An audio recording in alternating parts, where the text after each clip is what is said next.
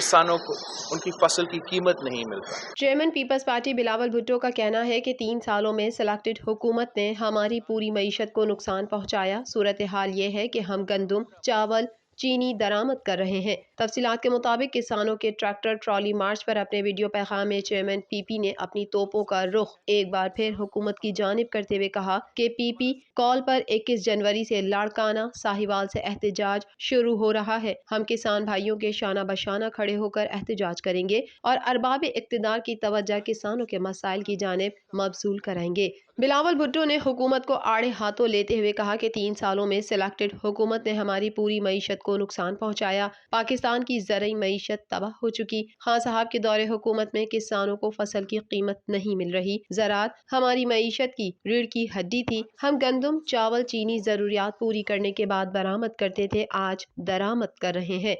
3 सालों में जितना इस सिलेक्टेड हुकूमत ने पाकिस्तान की ज़राए मईशत को नुकसान पहुंचाया है, उतना ही हमारा पूरा मईशत को नुकसान पहुंचाया है। हम समझते हैं कि किसान खुशहाल तो मुल्क खुशहाल। हमारा ज़राए मईशत हमारा मईशत का बैकबोन है।